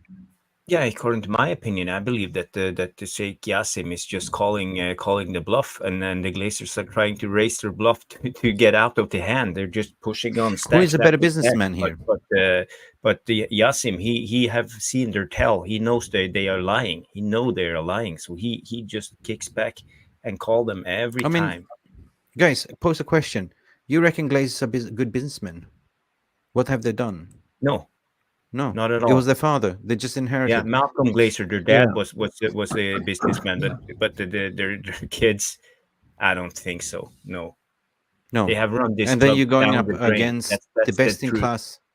Yeah, I mean, then you're going against this astute banker like Yassim and Qatar itself. You saw what they've been doing with the World Cup and everything. If they want something, they're willing to pay, but they're not mugs. They know how to do business. What makes a good businessman? What makes a good business person? Well, you can see the value. Is it somebody who makes profit? No, they don't want to make profit. This is this is what I'm trying to explain. But they are doing. They came in with 750 million. They're walking out with 6 billion. So does that make them? If you're talking about the 92 holding, or are you talking about the Glazers? I'm not saying that they're making it. I'm not saying that they. The difference is with the conglomerates down there in the Middle East. It's more for them to sort of have a portfolio where they can brag on. They don't need the money. They don't need to make the profits because the number of money they made on the oil and gas is ridiculous. The richness, it's more for them to sort of showcase, to build on the sporting, right? To have a sporting portfolio, and they're competing against the Saudis. If you look at what Saudi is doing, they're building up the professional league. They bought up the Qatar has also bought the F1 rights as well. So everything is going off in the Middle East right now regarding who's got the sport, the golfing events. It's all about the events, right? To show off, right? It's nothing that they want to be. At the back end of this is PR for them, tourism Qatar. Come and visit Qatar. You hired ambassadors like David Beckham, in early Qatar, to be the ambassador for Qatar tourism. You have Rio Ferdinand as well representing Qatar as well. So, yeah. And the name 92 Holding Foundation is basically because he is a massive fan, right? He is a big football freak fan. He loves football. 92. Right? He doesn't want to buy any in a club. There was some reports coming. Oh, he's going to buy Liverpool and Spurs. No, he's not. That's the thing. Before you go on the rant, I just want to bring in Phil's last question about what makes them a good businessman. And yeah, you had a good point that they invested 300 millions and they probably get 5 or 6 billion. But you got to think of it in another way. What if they had run the club in a good way? They would easily have gotten 10 billions now. So I don't think they were good businessmen. But okay, their dad did a good deal from a person that came in and only spoke 16 sentences since he purchased the club and got the club based on default because McManaman and the dispute we got with Sir Alex Ferguson of the Rock of Gibraltar. If that never happened, Glazers would never had the control. And Rupert Murdoch as well was about to buy those shares, but got blocked, right? Yeah. Fox News because of conflict of interest. interest. I'm not saying that they are good businessmen. I was just being a little bit controversial in the question sort of thing because I think they're absolutely horrific. I just say they could have done so much more. They owned what was the biggest club in the world at the time, and it's no longer even seen as that. It's a laughing stock at times. The stadium, the grounds, the facilities. The fact that we can't even, somebody's posted a comment a short while ago about the reason we're not good in the transfer market because we overpay. Well, that's not the case anymore. We've overpaid in the past, but that's just because we were like, oh, come to United, we'll pay the mega money. We'll pay the mega money. But the draw of the club is failing, and that's thinking as here's a point where nobody talks about. Yeah, the Glazers bought the club as an investment, but they appoint the people to run the football operations. So basically bankers took over, there was jobs for the boys. Ed Woodward was given the CEO position because he mastercrafted the overall leverage takeover. He was the mastermind behind it. So what happened? He appointed all his boys, like all the banker boys, Matt Judge and all them, right? Even the guy that sits now, he's the CEO. He's one of them as well. So you had all of a sudden non-footballing understanding lovers people, but they did understand commercial values. So they were excellent on the commercial side, but really shit. What is Mandem? Yeah, Mandem. Mark, you boys, you lads. Mark, you want to explain what Mandem is? Mandem is this is the Mandem. We are the Mandem. You know what I mean? Wait a minute. The crew. So it just seems like so the point. Crew. The point is that, technically they're not really taking a backseat because they always had a backseat in the football operational side. Their job was just to take money out of the club. It was a pure investment from them. It's a cash machine. So therefore, they don't understand anything about football, but they trusted Ed Woodward and everything to run the club on day-to-day basis. So what we're seeing here now, if Ratcliffe comes in, they believe that Ratcliffe can be the person that can run the football operation, something that Woodward couldn't do, right? They believe that, if we get, Ineos in, maybe they could, run it better, right? But we can still be in the background, logically speaking. But that doesn't mean that, if you put in a cycling director in there, it's still the same shit, right? You still have to, build above Ten Hag.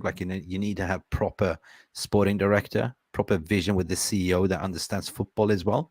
Let the commercial do the commercial thing, right? Because Manchester United has been brilliant doing commercial deals. How many sponsorships do we, manage to attract? Now, Qualcomm, Snapdragons, because we are huge. We have 1 billion fan base. So basically, the football operation size is the finance is big enough for us to, be profitable. But the problem is that they took all that money from us, right? We were never able to spend that money in the, to reinvest in the, in the football operations side because they were taking the money, management fees, dividends, everything. So it came to the breaking point where they had to do a strategic review. You couldn't run this model anymore, and even the board was voting down for the dividends, say no, you cannot take it anymore, right? So the board do have a voting power, Darcy Glazer is the one that has the most votes, basically. She's got 18%, right? So it's a fallacy to say that Joel and Avram are the main, the strongest, right? But it's just Darcy's more involved with the Buccaneers, and Joel has more of an interest in United and with Avram as well, right?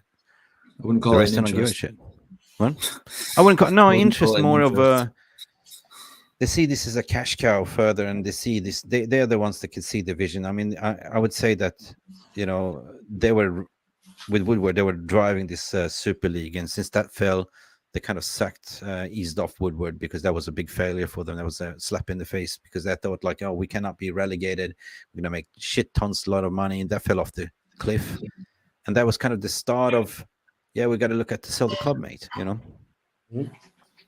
Yeah, Mandem, Jarvis. Mandem. Mick, I'm curious. While we have Poppy here and Phil, I just want to ask them, how do you guys see the takeover? You know, from a British point of view and from a American or an African point of view, where you read your news. What do you guys think of it? How do you feel? The Jungle Telegraph. You want to go first, Mark? I didn't hear the question. Could you repeat it? But I was How do you laughing get too much at the question. How do you guys see the takeover, the news, and what's your gut feeling? How will this end? Well, most of the guys in the VR room who are in the Telegram chat know I want Qatar, so I'm hoping for Qatar to win. And if I'm looking at everything objectively, I'm looking at the NDA, and from my perspective, no one knows anything. As much as they say this about Jim and this about him, unless the Rain Group says something, right, in the media, like, okay, this person has exclusivity or whatever, then I'm not believing anything. So until then, everything's still up in the air, in my opinion. But How about you, Phil? Yeah, I think at the end of the day, it just makes no sense what good 25% would do to anybody when you've not got the voting rights. You're buying 25% of what good's 25%. You can't do anything with it. Basically, in theory, what they're saying is, if you take the 25%, then you can invest some more of your money and not ours. But that's it. There's no benefit. There's no benefit from it. I mean, it's not going to. Everyone, you know, you can see from the media that nobody backs the Glazers. That's part of the reason why this has all started off. So if they're still there, no one's going to back them. They're still not going to get all the support from all the fans and everything. He's not going to become a cash cow overnight. It's just not going to happen for him. But I mean, a bit of a backwards theory. What if, you know, obviously if the share price drops, essentially that drops the value of the club, correct? Simple maths.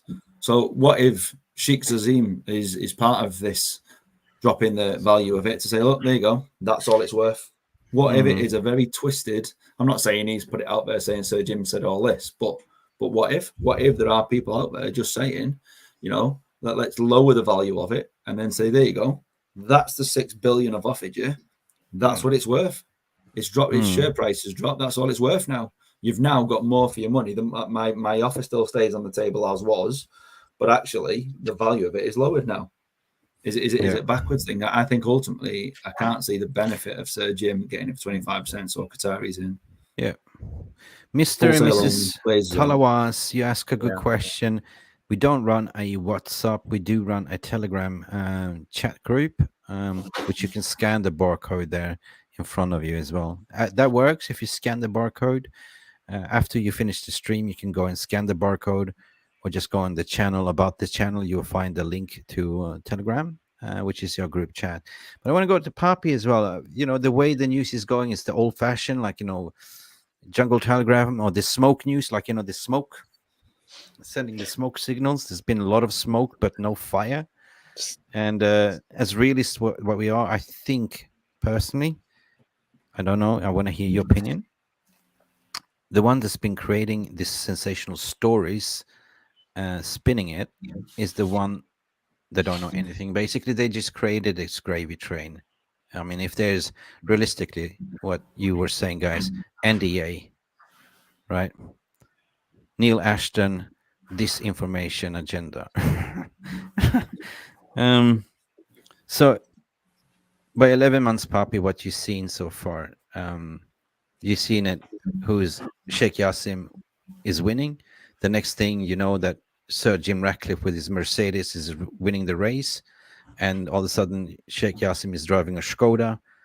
It's been up and down, right? It's one hell of a F1 race, you know, and the crescendo is being created by the media to say, like, oh yeah, you know, he's out. And do you see a twist in this? So I mean, this is the Man United DNA that's speaking, where it's like, oh yeah, believe until the end, you know. And I totally understand. That's why we support the club. We believe until the final whistle. you have to keep on believing. So I obviously personally would want the Qataris in there because we have to compete. The scenario has changed in terms of ownership, but what's also changed is the landscape of Premier League club owners in the last 10 years. There's been more Americans coming in. We have to be real with it. And we saw Liverpool being put up for sale, and then all of a sudden it's off the market. It's owned by Americans. Why is that happening? You have to kind of like look around and say, well, the Glazers, maybe they did not know how valuable this Ferrari that they've parked in the garage called Man United is, and until they put it up for sale and they said, oh, hold on a second, Sheikh Jassim is willing to pay that much. Let's look at ways to. They're basically shopping around for a loan, in my opinion. Or looking from Elliott Group to anybody who is able to inject money and still have them keep some sort of power in some sort of like hold in the club. So they are those guys that ran like Motorola or Nokia. You remember Nokia used to be good. And then all of a sudden, like all these iPhone and Nokia guys are wondering what happened. Everyone went for Android, and they still kept banking on the Symbian technology. So they're just like the current crop of Glazers are just the opportunists who got lucky because of Malcolm's shrewd business decisions. And now they're just trying to figure out what to do. Some of them are split. Some of them want to keep the club. Some of them want to let go because they don't really care about this thing. But at the same time, I love the fact that, as fans, we try and voice our opinions. But if we're going to be worried about, like, a guy who's bald and still has a ponytail does not give a damn what the room thinks of him. Those guys, they use the club's money to get on a plane and go watch a Carabao Cup game. Hey, don't forget he borrowed David Beckham's Brill cream. Look at that. You know what I mean? So it's like at the end of the day, they need to eventually I believe that they'll let go, but it's not from my objective analysis of it and my humble opinion, it's like the end is nowhere near in sight at the moment. Yeah. Could you bring back what Scotty at the wheel was saying? This is something that I've been drumming for months, mate, Scotty. And this is PDL 197, which is Ineos. They own the fracking rights around the whole greater Manchester area. So they're sitting on that, but they don't own the land bank assets. So that might be one of the reasons why they entered the race, and might be one of the reasons why they kind of try to continuous business improvements for the Glazers as well, to say, like, you know what, if you have me in here, I can give you a cut in the deal. Eventually we're going to get the rights to frack, right? But the problem is that you have Old Trafford standing on that ground, iconic stadium, cultural stadium. If they all of a sudden get approval to maybe knock it down, move the stadium to somewhere else, so will they frack the shit out of it? I don't know. Speculations. But yeah, 100% Scotty, they own the fracking rights. This 147 trillion of natural gas sitting under there,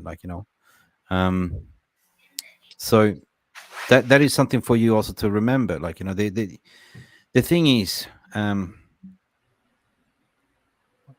I don't believe anything that comes out right now, what the true motive is. And, I don't see this, it's like the song, don't stop believing. You got to fight, you got to believe. And a lot of fans were flip-flopping and laying down their weapons to say, well, I take that 25%. No, it's 100%. I mean, everything that we fought for the past 18 years, should we just give up? Ineos has blocked a lot of Manchester United fans on the Twitter feeds before attacking them. So just keep attacking, do.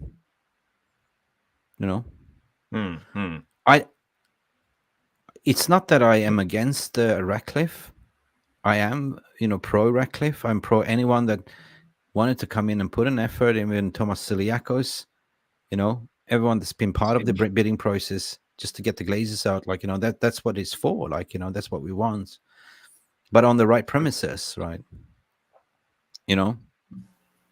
Because if you're going to have remaining of the Glazers, if you're going to have 25% and 75% still Glazers operations, it doesn't make any sense. Then we're in a worse situation, because now you're going to have a seventh Glazer sitting there delaying the overall decision-making process. And you got to ask yourself, from a business perspective, why would you want to do that? Why would you throw away 1.45 billion for nothing? Right? What does that give you? Right? Yeah, it sounds. Well, one thing that we know is that Glazers love money. They love the money. Right. And if somebody fan, first has become a new member, just want to mention that. So thank you, De Gea United fan first. Welcome to the club.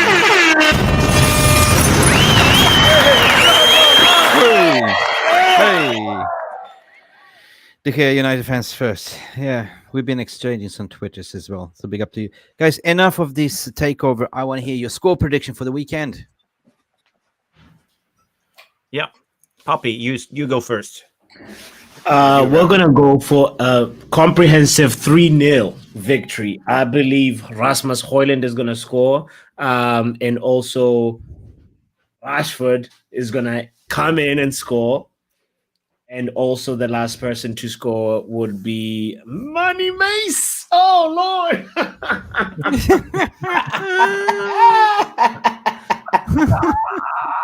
I can't believe I said that.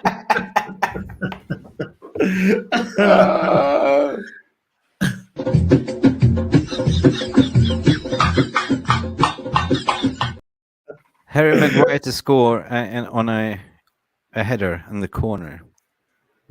That would be great. Yeah. Guys, let us know in the comments section there. What's your score prediction? Who's going to score and why? Box is going 4-0 to Manchester United. That is a bold statement. Will the wheels come off? We will see Rasmus Højlund score a hat-trick. He's due to. He almost scored a hat-trick last time. He got one chalked off. He got two. Scored a brace. Phil Standish. 3-0. 3-0. 3-0. Confident say it with chest. Yeah, absolutely. That's what was, for me, 3-0. I think that's absolutely what we're going to be. I think we've got to, if you're playing the bottom of the league, doesn't matter how well you've been performing, when they've conceded so many goals and 8 at home last time against Newcastle, if we don't get 3, then I think, I know that what we said about Rashford and stuff, but he has scored now, so he feels a bit better about himself, a bit more confident. You almost, when he scored, he wasn't like celebrating like, yeah, I've scored for There was none of that. I was like, the curse is lifted. Yeah, I've scored. Exactly that.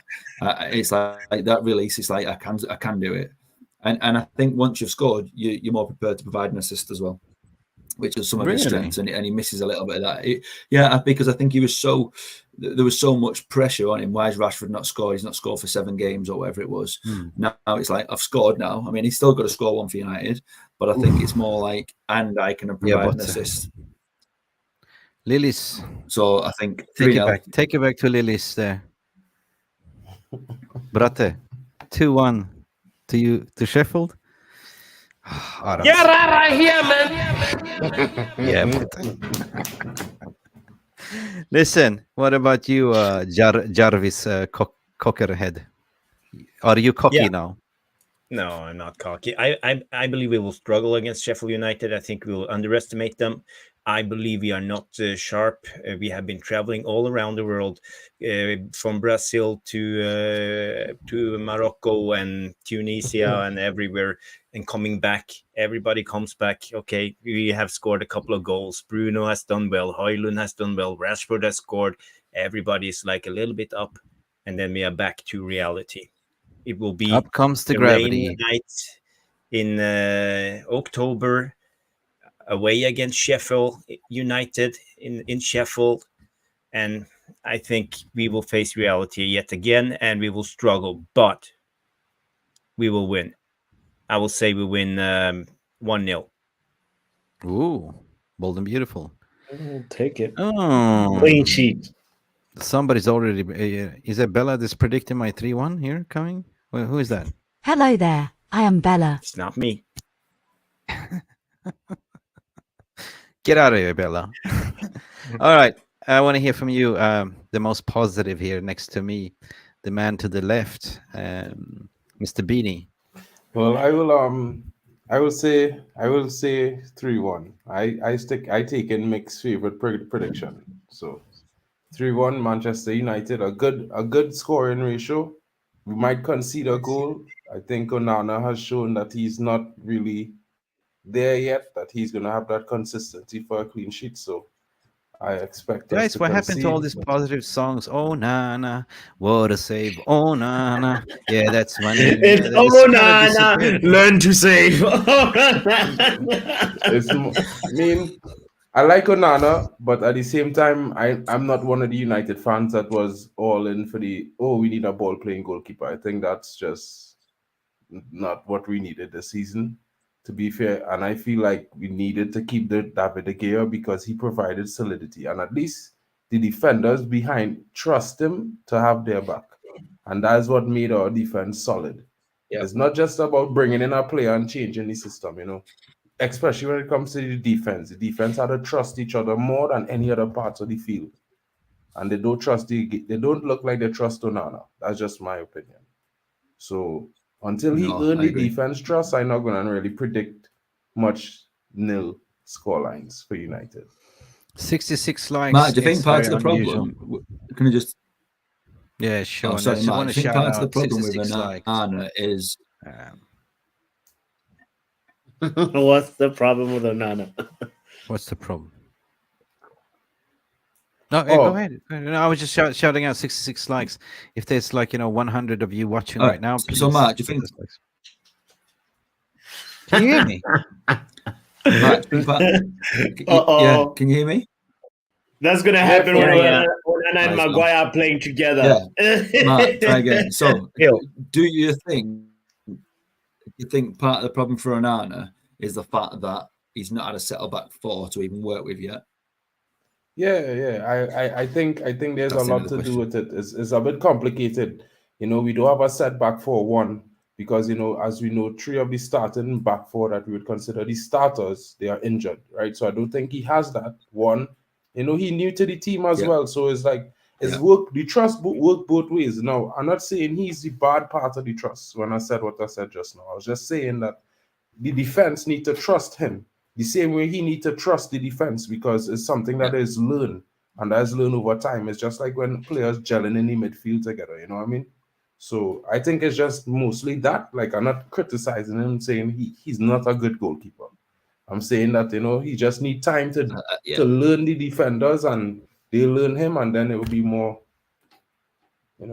a better situation. I think the problem is he's made some big mistakes that were completely his fault, and in some big games, which just cost us some points. So he knows it, and hopefully he'll be working on it behind the scenes, because that seems to be his attitude. So let's see him come out and have a clean sheet. That'll be good for us. Clean sheet and a win. That's exactly what we need from this game. Yeah, I mean, I would love to see a clean sheet. I just won't predict one, because based on what I've seen so far, I'll just make that prediction. But at the same time, I would love for him to do well, to have a clean sheet, because then it gives the defense a bit of confidence, more confidence, Absolutely, and that's build a better, stronger performance going forward. So I would love to see that, to be honest. Okay, can you guys hear me now? Yeah, I just wanted to say. Yep. I just wanted to say, don't forget to push the like button. Okay. There was that's all I wanted to say. Hit the like button. It looks like that. It is like a thumbs up, guys. Don't forget. 65 likes. Yeah, get it up to 100, please, guys. I go with 3-1 United for sure. We're gonna let one in. That's my classic. You guys are saying De Gea United fan first. Got 1-2 United, and I guess we will find out tomorrow the team news. Jadon Sancho, man of the match 3. Oh my God, Scotty, you're trolling, eh? Jadon Sancho on Twitch. What? On FIFA? No. 1 from Rashford, 2 from Højlund, 3-0. Thomas Svedjenas. Underbart. Tiny Dude is back 11-1. Wow, that's positive. All the way from the hospital bed is predicting 11-1. Maybe they're giving you too much morphine there, Yale, to be honest. 3-2 Man United. Okay. We see, guys. We are back tomorrow, right? We're doing the manager's press conference tomorrow at I think it's 2:45 or 1:45 UK time. So me and Mr. Beanie Header, my twin brother here with the beanie, we're going to cover the live Erik ten Hag press conference as we do. So tune in tomorrow. We're going to listen it together. It's like a watch along together. 3-1 United Elite Football Talk is saying 3-1. Yeah, let's go for 3-1. But yeah, it's going to be a high scoring game. But I try to cautious a little bit, guys. Like, you know, I'm not going to get too giddy. We've been here before. So yeah, we see on the day. Huh? 3 points. 3 points is what matter. Højlund 3, Sheffield United 2. Man United are winning by 2 goals, what Rajat is saying. What else are we having for predictions there, Mr. Producer? Bella, what do you have? 3-1. She says 3-1. Anyway, guys, it's been a beautiful stream. I think we talked for 1 hour and 45 minutes. Jarvis, thank you for coming in. Yeah, I know you're very busy. You know, we want to see some disco lights. Are you ready? I'm ready. Woo, hoo, hoo, hoo. I didn't have any music, so yeah. And I'm not singing. The only thing, Jarvis, yeah, remember to keep those lights red. You can't be having, you know, rifle fan colors in the background. It's not. What's wrong with this color? That's Man City blue, bro. Man City blue. Here you go, some music. Fix it. You have the yellow one. Green and gold. You can do it with that yellow. That yellow look nice. Raving. Oh, what a day. Not my type of music. Save the party for after Sheffield. Yeah, true. Guys, see us off on Saturday. We're doing, Poppy's not doing the watch along. We see what we'll do. Normally me and Jarvis, we come in and do the warm-up show. Phil will probably also come in after the post-match. I don't know what your plans are, Mr. Standish. Poppy, I will try. I'll have to see. Yeah, I'll try. Poppy, will you make the post-match, or are you still occupied? Well, I have to, yeah, I think I'll be able to. I think it might be during my dinner time. Yeah. Yeah, hopefully it will be a sweet victory. 3 points, guys. Cheers, guys. Thank you for tuning in. Everyone, Glazers out, bankers out, green and gold until we announced and sold, guys.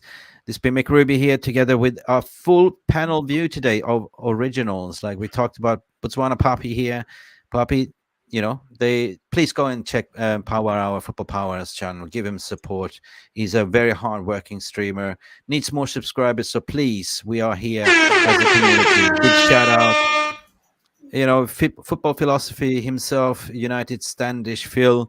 We don't get to see you very often, but when you come in, it's always a pleasure, Phil. Take it easy, my friend. Appreciate it. Thank you very much. As always. Mark. You too, mate. Mark. Are you going to do morning news, or are you going to wait till the team news? No, I'm doing morning news tomorrow. There's one or two things that needs to be said to the fans in the morning. It's going to be pretty short, though. So it's going to be a short stream. Same time, 10 o'clock. Stay tuned, guys. Yeah, you know, sometimes the quickie is better than... sorry, I didn't say that. Jesus. Oh, my God. Jesus! Bella, punish me, guys. Take it away, Bella. Thank you for watching, guys. It's time to say goodnight. See you later, and see you tomorrow, guys. 10 o'clock Central European time. What is it? What's your 9? I think you're always oversleeping anyway. So is it 9:30 UK time or 9 o'clock UK time? You talking to me? No, I'm talking to my cousin here next door. Morning. Talking to the men. 10 o'clock, 9 o'clock UK time, which is 10 o'clock my time. All right, tune in if you're awake. Have a brew of coffee, and thank you guys for watching. Time for Bella. Good night, people. We got the men in the VAR room. I hope you enjoyed this video. Please give it a thumbs up by smashing that like button. Subscribe if you have not done so yet. If you want to take it to the next level, you can always show your appreciation to sponsor our channel by clicking below the video title, where you will see the heart icon with the text saying, thanks. Or you could buy me a cheeky little coffee by scanning this barcode, or visit this link to buy me a virtual coffee. Thank you for watching. I hope you enjoyed this content.